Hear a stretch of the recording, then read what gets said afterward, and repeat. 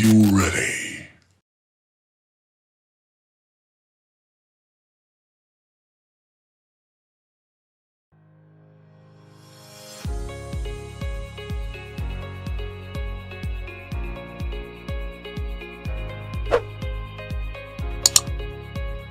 Ya, selamat datang di Rumah Kripto, wadah sharing informasi dan edukasi mengenai blockchain dan cryptocurrency. Yuk kita belajar kripto bareng ya. Oke, melanjutkan video sebelumnya mengenai blockchain. Di video ini kita akan bahas mengenai keunggulan dari konsep blockchain itu sendiri. Oke, yang pertama itu adalah desentralisasi. Blockchain menggunakan konsep desentralisasi yang memungkinkan setiap server itu untuk saling terhubung dan memiliki peran yang sama. Oke, dengan membentuk jaringan peer-to-peer. Hal ini memungkinkan pelacakan data saat terdapat gangguan sistem pada server. Sistem desentralisasi pada blockchain adalah sistem yang tidak memiliki otoritas sentral. Artinya, tidak ada pengaturan atau intervensi dari satu pihak luar terhadap keseluruhan pengelolaan sistem.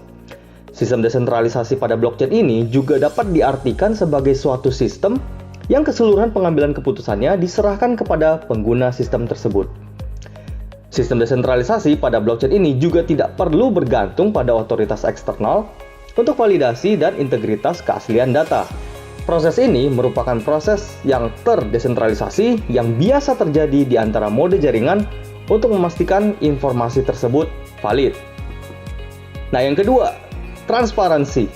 Dalam blockchain, keseluruhan transaksi atau pengelolaan data dapat diakses dan dilihat oleh seluruh pengguna sistem, namun sebagian besar dalam bentuk anonim. Dalam sistem konvensional, hampir seluruh transaksi dan informasi sangat terbatas, serta pengelolaannya dilakukan secara tertutup oleh si pemilik sistem. Yang ketiga, kecepatan dan efisiensi transaksi.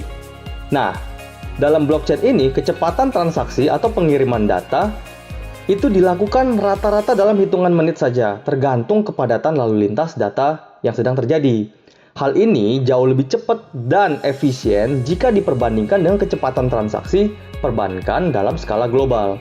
Dari segi biayanya pun itu jauh lebih murah dan lebih efisien jika memperhitungkan transaksi dalam skala global, artinya transaksi dalam antar negara, lintas negara seperti itu. Yang keempat, keamanan dan immutability. Blockchain atau yang lebih dikenal dengan sebutan Distributed Ledger Technology memungkinkan kita memindahkan data secara peer-to-peer. Caranya dengan mendistribusikan database ke beberapa titik sehingga tidak perlu bergantung pada satu server tertentu. Nah, penerapan sharing security dalam keamanan data ini membuat blockchain menjadi salah satu teknologi yang tingkat keamanannya itu yang terbaik. Dengan sistem ini, kemungkinan data untuk diretas atau dihack itu semakin kecil. Karena para hacker atau para pencuri data ini harus menembus sistem keamanan berlapis dan harus mengubah keseluruhan jaringan data sebelum dapat mengubah data yang diinginkannya. Oke, jadi harus satu rangkaian panjang yang harus dia hack sebelum bisa mengubah satu data. Jadi untuk mengubah satu data harus mengubah semuanya dari awal. Nah, itu kan sangat sulit. Nah, ini berbeda dengan sistem keamanan yang hanya terpusat pada satu server atau central database. Kerawanan akan keamanan data semakin disorot jika banyak kejadian yang mengakibatkan data para konsumen yang seharusnya dijaga oleh sebuah lembaga atau organisasi justru dengan mudah tersebar karena bisa dihack. Jadi, kalau menggunakan blockchain, data itu sulit sekali dihack. Jadi, tingkat keamanannya sangat tinggi. Kemudian yang kelima, blockchain tidak berdasarkan asas kepercayaan. Oke. Blockchain menggunakan teknologi smart contract, di mana setiap perjanjian dibuat tanpa perlu perantara yang terpusat. Perjanjian dalam blockchain ditulis dan diproses dalam bentuk kode atau metadata. Namun, dalam eksekusi smart contract tersebut perlu tetap real world data.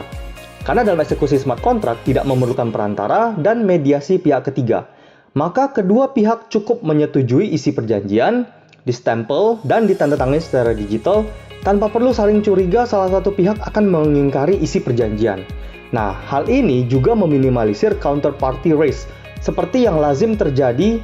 Kita ambil contoh dalam misalnya eksekusi polis asuransi.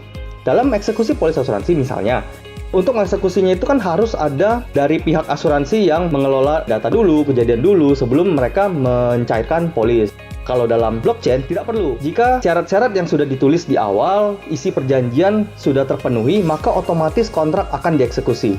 Jadi tidak perlu lagi salah satu pihak yang menentukan apakah kontrak layak dieksekusi atau tidak. Jadi itu sudah otomatis by system. Oke, setelah membahas yang tadi, kita ambil kesimpulan nih. Blockchain dengan berbagai fitur-fitur yang di atas tadi, itu menawarkan fleksibilitas, kecepatan, kebebasan, dan keamanan dalam transaksi serta pengelolaan data. Oke, sekian pembahasan tentang keunggulan blockchain yang kita bahas dalam video kali ini. Jika ada pertanyaan, silakan tinggalkan komen. Mari kita diskusi sama-sama. Jangan lupa di like and subscribe channel YouTube Rumah Kripto. See you guys!